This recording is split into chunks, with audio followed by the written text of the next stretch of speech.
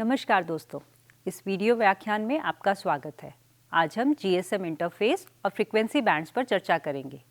इस जानकारी में जीएसएम नेटवर्क की संरचना और कार्यप्रणाली को और अधिक समझने में काफ़ी मदद मिलेगी। तो चलिए शुरू करते हैं। आपने पिछले व्याख्यान में देखा कि जीएसएम नेटवर्क के कई घटक होते हैं जो आपस में जुड़े होते हैं और ये सभी घटक एक दूसरे से सिग्नल और डेटा का आदान प्रदान करते हैं। आइए इन इंटरफेसेस को अब हम विस्तार से समझते हैं। यूएम इंटरफेस यह रेडियो तरंगों पर आधारित होता है और नेटवर्क को मोबाइल से कनेक्ट करता है। इसे एयर इंटरफेस भी कहा जाता है क्योंकि यह मोबाइल स्टेशन और बीटीएस के बीच होता है।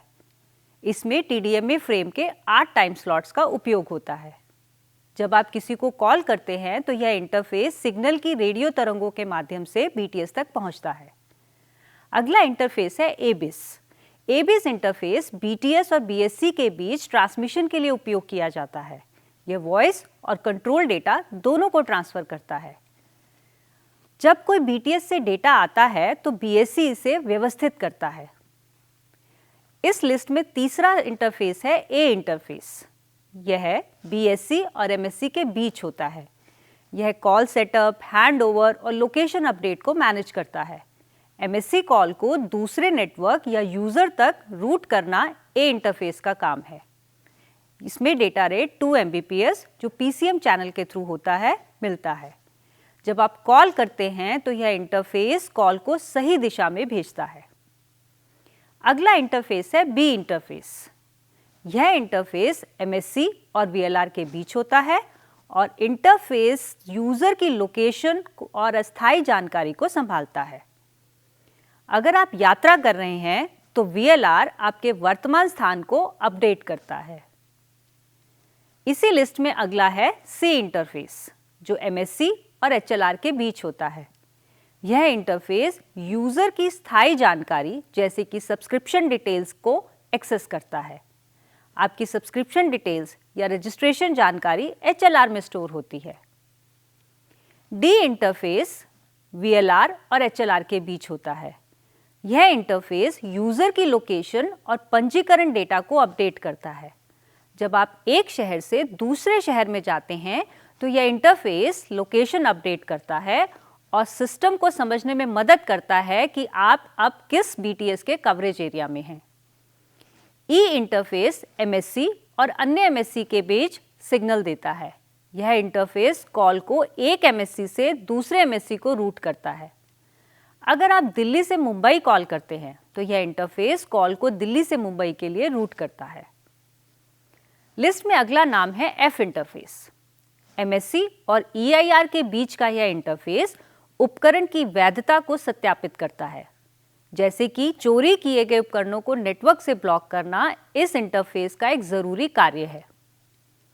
जी इंटरफेस अलग अलग क्षेत्रों के वीएलआर के बीच यूजर की जानकारी साझा करते हैं। अगर आप यात्रा करते हैं तो यह इंटरफेस आपकी प्रोफाइल को अपडेट करता है, यानी आप एक स्थान से दूसरे स्थान पर या एक शहर से दूसरे शहर जब जाते हैं तो आपका प्रोफाइल इंटरफेस के थ्रू अपडेट होता है। एच इंटरफेस एमएससी और ऑथेंटिकेशन सेंटर के बीच होता है। यह इंटरफेस यूजर की पहचान और ऑथेंटिकेशन की जांच करता है। एच इंटरफेस सुनिश्चित करता है कि नेटवर्क में कोई अनधिकृत यानी अनऑथराइज्ड यूजर ना हो। अब जीएसएम इंटरफेस का वास्तविक जीवन उदाहरण देखते हैं। मान लीजिए आप शिमला में हैं और अपने दोस्त को दिल्ली में कॉल कर रहे हैं। तो ये इंटरफेस इस प्रक्रिया को कैसे पूरी करते हैं, आइए देखते हैं। आपका मोबाइल यूएम इंटरफेस के माध्यम से बीटीएस से जुड़ता है। एबिस इंटरफेस सिग्नल को बीएससी तक भेजता है। ए इंटरफेस इसे एमएससी तक रूट करता है और एमएससी ई इंटरफेस का उपयोग करके दिल्ली के एमएससी से संपर्क करता है और फिर दिल्ली का एमएससी यूएम इंटरफेस के जरिए आपके दोस्त के मोबाइल तक यह कॉल पहुंचाता है। चलिए अब बात करते हैं जीएसएम के फ्रीक्वेंसी बैंड्स के बारे में। फ्रीक्वेंसी बैंड मूल रूप से एक फ्रीक्वेंसी रेंज होती है। आप जानते हैं कि रेडियो संचार के लिए फ्रीक्वेंसी की आवश्यकता होती है और फ्रीक्वेंसी व दूरी के लिए एक विपरीत अनुपात होता है। इसका मतलब यह है कि यदि फ्रीक्वेंसी कम होती है तो सिग्नल ज़्यादा दूरी तक जाता है और यदि फ्रीक्वेंसी ज़्यादा होती है तो सिग्नल कम दूरी तक जाएगा।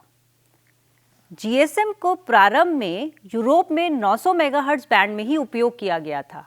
इसमें 890 से लेकर 915 मेगाहर्ट्ज़ अपलिंक और 935 से लेकर 960 मेगाहर्ट्ज़ डाउनलिंक फ्रीक्वेंसी के लिए होते हैं, जिसे GSM 900 भी कहा जाता है। फ्रीक्वेंसी के बीच इंटरफेस ना हो इसलिए स्पेसिंग की आवश्यकता होती है। GSM 900 में चैनल स्पेसिंग है 200 किलोहर्ट्ज़ और अपलिंक यानी 890 से 915 मेगाहर्ट्ज़ तक की कुल दूरी है 25 मेगाहर्ट्ज़। अगर हर चैनल के बीच 200 किलोहर्ट्ज़ या 0.2 मेगाहर्ट्ज़ का अंतर है तो चैनल की संख्या होगी तो 25 megahertz divided by 200 kilohertz is equal to 125 channel. इन्हें ARFCN यानी absolute radio frequency channel numbers कहते हैं, जिसमें से एक गार्ड बैंड के लिए निकाल दिया जाता है। इसीलिए 900 मेगाहर्ट्ज़ बैंड में कुल 124 ARFCN होते हैं और ये ARFCN विशिष्ट फ्रीक्वेंसी को दर्शाते हैं, जैसे ARFCN 1 यानी 890 मेगाहर्ट्ज़ के बराबर होगा, ARFCN 2 890.2 मेगाहर्ट्ज़ के बराबर होगा और इसी तरह सभी ARFCN की गणना की जाती है। बाद में अन्य संस्करण भी विकसित किए गए, जैसे कि DCS 1800 जिसे हम GSM 1800 भी कहते हैं। इसमें 1710 से लेकर 1785 मेगाहर्ट्ज़ तक अपलिंक और 1805 से लेकर 1880 मेगाहर्ट्ज़ तक डाउनलिंक। यहाँ डाउनलिंक और अपलिंक फ्रीक्वेंसी स्पेसिंग 1805 मेगाहर्ट्ज़ से 1785 मेगाहर्ट्ज़ जो है 20 मेगाहर्ट्ज़ की है और अगर हम दूरी की बात करें तो 1710 से लेकर 1785 या 1805 से लेकर 1880 तक की कुल दूरी 75 मेगाहर्ट्ज़ है। क्योंकि चैनल स्पेसिंग GSM में 200 किलोहर्ट्ज़ है तो इस बैंड की ARFCN की कुल संख्या होगी 374। इसी तरह PCS 1900 या GSM 1900 में भी कुल संख्या ARFCN की होगी 299। उदाहरण से समझते हैं। आप एक सेल को 3 क्षेत्रों A, B और C में विभाजित करते हैं। इन सभी क्षेत्रों को फ्रीक्वेंसी की आवश्यकता है और यदि एक सर्विस प्रोवाइडर ने 20 ARFCN खरीदी हैं तो फ्रीक्वेंसी का पुनः उपयोग मतलब फ्रीक्वेंसी रीयूज सुनिश्चित करने के लिए एक निश्चित दूरी के बाद वह इन फ्रीक्वेंसीज को फिर से उपयोग करेगा और यह प्रक्रिया फ्रीक्वेंसी रीयूज सिद्धांत कहलाती है। तो आज हमने सीखा GSM नेटवर्क के मुख्य इंटरफेस और उनके कार्यों के बारे में और GSM फ्रीक्वेंसी बैंड्स की संरचना के बारे में। धन्यवाद, मिलते हैं अगले वीडियो में।